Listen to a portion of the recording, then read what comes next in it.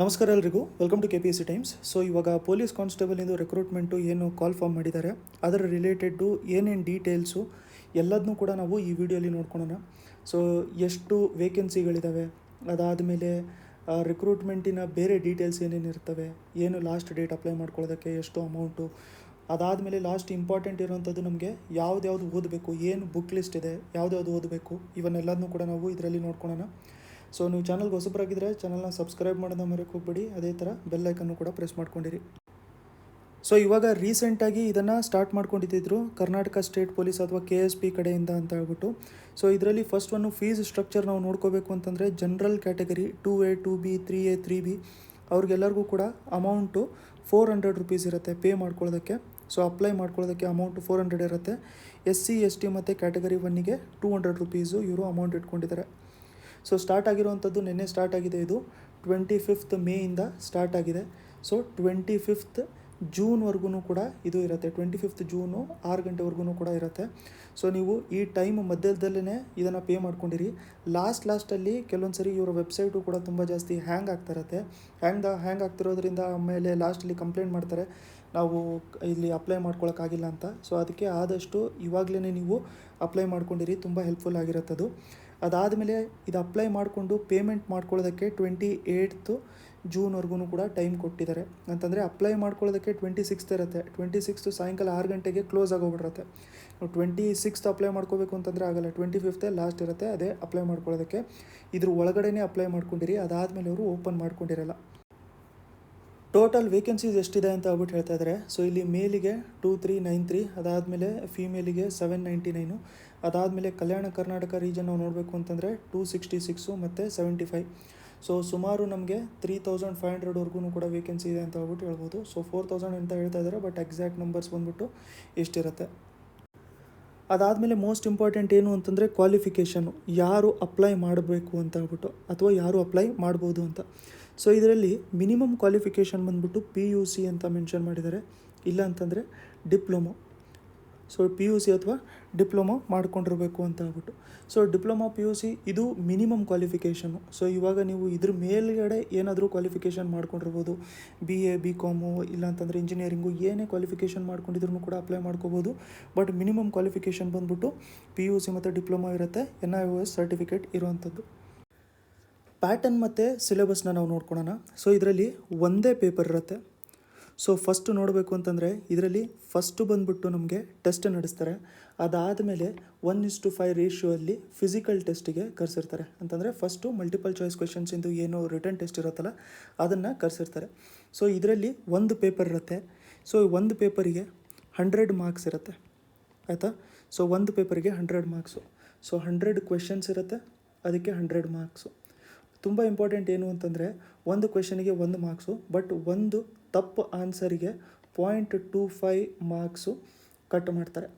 So 0.25 marks cut ಮಾಡ್ತಾರೆ. So ಒಂದು correct ಆದರೆ ಆನ್ಸರು 1 ಮಾರ್ಕ್ಸ್ ಬರುತ್ತೆ. ಅದೇ ಒಂದು ತಪ್ಪಾದರೆ ಇರೋದರಲ್ಲಿ 0.25 ಮಾರ್ಕ್ಸು ಇವರು ಕಟ್ ಮಾಡ್ತಾ ಇರ್ತಾರೆ.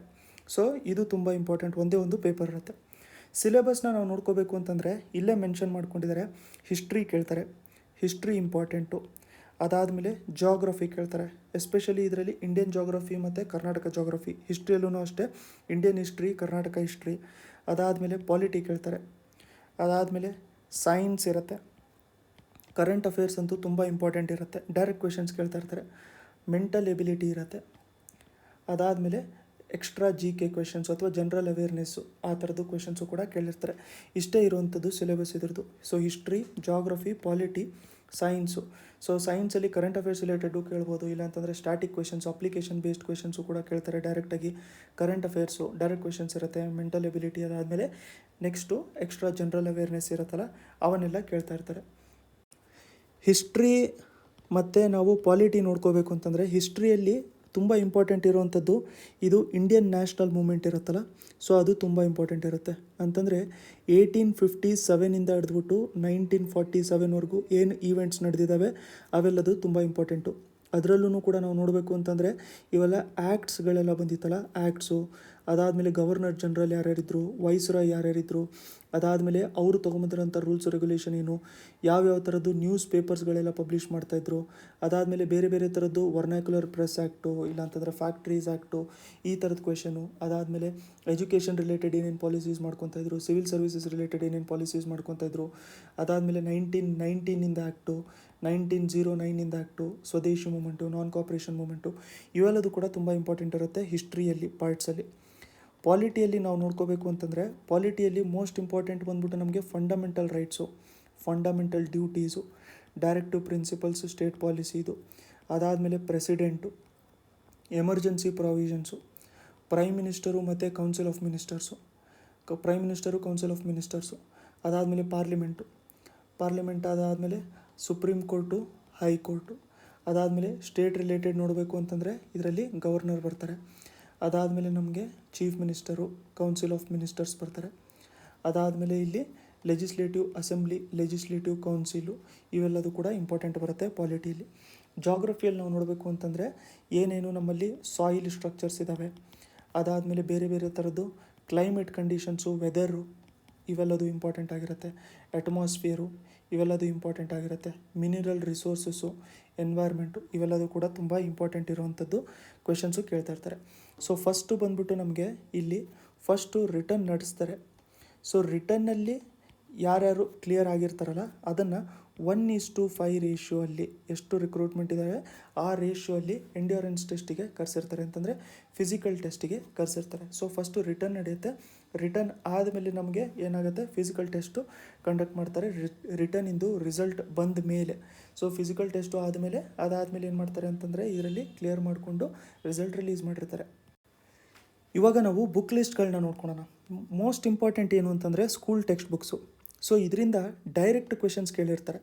ಸೊ ನಮ್ಮದು ಸ್ಟೇಟಿಂದು ಸ್ಕೂಲ್ ಟೆಕ್ಸ್ಟ್ ಬುಕ್ಸ್ ನೀವು ಓದ್ಕೊಂಡ್ರೆ ಅದರಲ್ಲೇ ಡೈರೆಕ್ಟಾಗಿ ಕ್ವೆಶನ್ಸ್ ಕೇಳಿರ್ತಾರೆ. ಎಲ್ಲದು ಕ್ವೆಶನ್ಸ್ ಅದರಲ್ಲೇ ಕವರ್ ಆಗಿರುತ್ತೆ. ಎಸ್ಪೆಷಲಿ ಇದು ನಮಗೆ ಹಿಸ್ಟ್ರಿ, ಜಾಗ್ರಫಿ, ಇವೆಲ್ಲದು ಕ್ವೆಶನ್ಸ್ ಅದರಲ್ಲೇ ಕವರ್ ಆಗಿರುತ್ತೆ ಆಲ್ಮೋಸ್ಟು. ಅದಾದಮೇಲೆ ಕನ್ನಡ ಮೀಡಿಯಮಿಗೆ ನಾವು ನೋಡ್ಕೋಬೇಕು ಜಿ ಕೆ ಬುಕ್ಕು ಅಂತಂದರೆ ನೂತನ, ಅದು ಕನ್ನಡ ಮೀಡಿಯಮಿಂದ ಬರುತ್ತೆ. ಲೂಸೆಂಟ್ ಜಿ ಕೆ ಇಂಗ್ಲೀಷ್ ಮೀಡಿಯಮಿಗೆ ಬರುತ್ತೆ. ಜಿ ಕೆದಿದು ಸೋರ್ಸು, ಜನರಲ್ ಅವೇರ್ನೆಸ್ಸು, ಎಕ್ಸ್ಟ್ರಾ ಏನು ಉಳ್ಕೊಂಡ್ಬಿಟ್ಟಿರ್ತವೆ ಅಂತ. ಎಕ್ಸಾಂಪಲ್ ಎಕ್ಸ್ಟ್ರಾ ಅಂತಂದರೆ ಇಂಪಾರ್ಟೆಂಟ್ ಬ್ಯಾಟಲ್ಸ್ಗಳು ಬರುತ್ತೆ. ಎಕ್ಸಾಂಪಲು ಇಂಡಸ್ ವ್ಯಾಲಿ ಸಿವಿಲೈಸೇಷನಿಂದು ಬೇರೆ ಬೇರೆ ಡೇಟ್ಸು ಬರುತ್ತೆ. ಅದಾದಮೇಲೆ ಬುದ್ಧಿಸಮ್ಮು, ಜೈನಿಸಮ್ ರಿಲೇಟೆಡ್ ಡೇಟ್ಸು, ಬೇರೆ ಬೇರೆ ಡೈನೆಸ್ಟಿಗಳು, ಎಂಪೈರ್ಸ್ಗಳಲ್ಲಿ ಏನೇನು ಬಂದಿರ್ತಲ್ಲ ಅದರದ್ದು ಬೇರೆ ಬೇರೆ ಡೇಟ್ಸು, ಯಾರ್ಯಾರು ಫೌಂಡರ್ಸ್ ಆಗಿದ್ರು, ಆ ಥರದ್ದೆಲ್ಲ ಡೀಟೇಲ್ಸ್ ಎಲ್ಲದು ನಿಮಗೆ ಈ ಜಿ ಕೆ ಬುಕ್ಕಲ್ಲಿ ಕಂಪೈಲೇಷನ್ ಮಾಡ್ಕೊಂಡು ಕೊಟ್ಟಿರ್ತಾರೆ. ಅದು ಇಂಪಾರ್ಟೆಂಟ್ ಆಗಿರುತ್ತೆ. ಸೊ ನೂತನ ಜಿ ಕೆ ಇದು Kannada medium, Lucent G K English medium ತುಂಬ ಚೆನ್ನಾಗಿದೆ. ಅದಾದಮೇಲೆ ಮೆಂಟಲ್ ಎಬಿಲಿಟಿಗೆ ನಮಗೆ ಮಂಜುನಾಥ್ ಬಡಗಿ ಅವ್ರ ಬುಕ್ಕು ಓದ್ಕೊಂಡಿದ್ರೆ ತುಂಬ ಇಂಪಾರ್ಟೆಂಟ್ ಇರುತ್ತೆ. ನೆಕ್ಸ್ಟು ವಿಜೇತ ಪಬ್ಲಿಕೇಶನಿಂದು PSI ಸಾಲ್ವ್ಡ್ ಪೇಪರ್ಸು ಮತ್ತು ಓಲ್ಡ್ PC ಪೇಪರ್ಸು, ಇವೆಲ್ಲದು ಕೂಡ ನೀವು ಮಾಡಿಕೊಂಡ್ರೆ ಹೆಲ್ಪ್ಫುಲ್ ಆಗಿರುತ್ತೆ. ಸೊ ನಿಮ್ಗೇನಾದರೂ ಓಲ್ಡ್ PC ಪೇಪರ್ಸ್ ಸಾಲ್ವ್ ಮಾಡಬೇಕು ಅಂತಂದರೆ ಕಮೆಂಟ್ ಮಾಡಿ ಹೇಳಿರಿ. ನಾವು ಕೂಡ ಪೇಪರ್ನ ತೊಗೊಂಬಿಟ್ಟು ಸಾಲ್ವ್ ಮಾಡಿಕೊಂಡು ನಿಮ್ಗೆ ಹೇಳ್ತಾ ಇರ್ತೀವಿ. ಎಕ್ಸ್ಟ್ರಾ ಕ್ವೆಶನ್ಸು ಕೂಡ ನಿಮಗೆ ಕವರ್ ಆಗ್ತಾ ಇರುತ್ತೆ. ಅದ್ರ ಜೊತೆಗೆ old FDA SDA exams papers ಏನಿರುತ್ತಲ್ಲ ಅದರಿಂದ ಡೈರೆಕ್ಟ್ ಕ್ವೆಶನ್ಸ್ ಕೊಟ್ಟಿರ್ತಾರೆ. ಸೊ ಹಳೆ PC ಪೇಪರ್ಸು, ಹಳೆ FDA SDA ಪೇಪರ್ಸ್ ಮಾಡ್ಕೊಂಡಿದ್ರೆ ನಿಮ್ಗೆ ಅಟ್ಲೀಸ್ಟ್ ಒಂದು 7ರಿಂದ 8 ಕ್ವೆಶನ್ನು ಮುಂಚೆ ಕೇಳಿರೋದನ್ನೇ ಮತ್ತೆ ಕೇಳಿರ್ತಾರೆ. Example Buddhism, Jainism related questions ಅಂತೂ ಯಾವಾಗಲೂ ಸೇಮ್ ಕ್ವೆಶನ್ಸೇ ಕೇಳ್ತಾ ಇರ್ತಾರೆ, ಸಿಮಿಲರ್ ಕ್ವೆಶನ್ಸೇ ಕೇಳ್ತಾ ಇರ್ತಾರೆ. ಸೊ ಅದಕ್ಕೆ ಓಲ್ಡ್ ಪೇಪರ್ಸು ಫಸ್ಟು ಸಾಲ್ವ್ ಮಾಡ್ಕೊಂಡಿರಿ. ಅದಾದಮೇಲೆ ಸ್ಪರ್ಧಾ ವಿಜೇತ ಮಂತ್ಲಿ ಮ್ಯಾಗ್ಝಿನ್ ಓದ್ಕೊಂಡಿದ್ರೆ ನಿಮಗೆ ಕರೆಂಟ್ ಅಫೇರ್ಸ್ ಕವರ್ ಆಗುತ್ತೆ.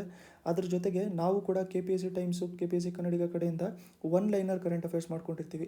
ಇವಾಗಲೇ ನೀವು ಈ ವರ್ಷದ್ದು, ಹೋದ ವರ್ಷದ್ದು ಎಲ್ಲದೂ ಕೂಡ ನಮ್ಮ ಹತ್ರ 1 ಲೈನರ್ ಕರೆಂಟ್ ಅಫೇರ್ಸು, ಅದಾದಮೇಲೆ ಕರೆಂಟ್ ಅಫೇರ್ಸ್ ರಿಲೇಟೆಡ್ಡು ಕ್ವೆಶನ್ಸು, MCQಸು ಡೈಲಿ ಬೇಸಿಸಲ್ಲಿ ನಾವು ನಮ್ಮ ಗ್ರೂಪಲ್ಲಿ ಕೊಡ್ತಾ ಇರ್ತೀವಿ. ಅದನ್ನು ಮಾಡ್ಕೊಂಡಿದ್ರೆ ಮುಂಚೆನೂ ಕೂಡ ಕ್ವೆಶನ್ಸ್ ಕೇಳಿದ್ದಾರೆ. ಅದಾದಮೇಲೆ ನಮ್ಮ ವೆಬ್ಸೈಟು ಇದೆ kpsctimes.com ಅಂತ, ಅಲ್ಲೂ ಕೂಡ ನೀವು MCQs ಇರುತ್ತೆ, ಕ್ವಿಝ್ ಇರ್ತವೆ, ಅಲ್ಲಿನೂ ಕೂಡ ನೀವು ಸಾಲ್ವ್ ಮಾಡ್ಕೊಂಡಿರ್ಬೋದು. ಸೊ ಅವೆಲ್ಲ ಕ್ವೆಶನ್ಸ್ ಆದರೆ ನಿಮಗೆ ಓವರಾಲಾಗಿ ಕಂಪ್ಲೀಟಾಗಿ ಸಿಲೆಬಸ್ ಕವರ್ ಆಗೋಗ್ಬಿಟ್ಟಿರುತ್ತೆ. ಸೊ ಇದರಲ್ಲಿ ಕರೆಂಟ್ ಅಫೇರ್ಸಲ್ಲಂತೂ ನಾವು ಯಾವುದೂ ಬಿಟ್ಟಿರಲ್ಲ. ಡೈಲಿ ಅಟ್ಲೀಸ್ಟ್ ಒಂದು 10 to 15 1 ಲೈನರ್ಸ್ ಅಂತೂ ಕವರ್ ಮಾಡ್ಕೊಂಡೇ ಇರ್ತೀವಿ. ಅದರಿಂದ ಬಿಟ್ಟು ಬೇರೆ ಕಡೆಯಿಂದ ಕೇಳ್ತಾ ಇರಲ್ಲ ಯೂಶ್ವಲಿ. ಯಾಕಂತಂದರೆ ಮುಂಚೆನೂ ಕೂಡ ನಾವು ನೋಡ್ಕೊಂಡಿರೋ ಹಾಗೆ ಮುಂಚೆ ಪೇಪರ್ಸಲ್ಲೂ ಕೂಡ ಕೇಳಿದ್ದಾರೆ. ನೀವು ನಮ್ಮ Instagram page KPSC times, KPSC ಕನ್ನಡಿಗಲ್ಲೂ ಕೂಡ ನೋಡ್ಕೊಂಡಿರ್ಬೋದು. ಇದೇ ರಿಲೇಟೆಡ್ ಕ್ವೆಶನ್ಸು ಕೇಳ್ತಾ ಇರ್ತಾರೆ. ಸೊ ನಿಮಗೆ ನೋಟ್ಸು, PDFಸು ನಮ್ಮ ವಾಟ್ಸಪ್ ಗ್ರೂಪ್ ಜಾಯ್ನ್ ಆಗಬೇಕು ಅಂತಂದರೆ ಈ ನಂಬರ್ಗೆ ನೀವು ವಾಟ್ಸಪ್ ಮಾಡ್ಕೊಂಡಿರ್ಬೋದು. ಡಿಸ್ಕ್ರಿಪ್ಷನಲ್ಲೂ ಕೂಡ ಲಿಂಕ್ ಕೊಟ್ಟಿರ್ತೀನಿ. ಜೊತೆಗೆ ಈ PC ಎಕ್ಸಾಮಿಗೆ ಅಪ್ಲೈ ಮಾಡುವಂಥ ಲಿಂಕು ಕೂಡ ನಾನು ಡಿಸ್ಕ್ರಿಪ್ಷನಲ್ಲಿ ಕೊಟ್ಟಿರ್ತೀನಿ. ಅಲ್ಲೂ ಕೂಡ ನೀವು ಕ್ಲಿಕ್ ಮಾಡಿಕೊಂಡು ಅಪ್ಲೈ ಮಾಡ್ಕೊಂಡಿರ್ಬೋದು. ಈ ನಂಬರ್ಗೆ ವಾಟ್ಸಪ್ ಮಾಡ್ಕೊಂಡಿದ್ರೆ ನಿಮಗೆ ನೋಟ್ಸು ಮೆಟೀರಿಯಲು ಕೂಡ ಸಿಗ್ತಾ ಇರುತ್ತೆ. So all the best. Next ವೀಡಿಯೋಲಿ ಮತ್ತೆ ಸಿಗೋಣ.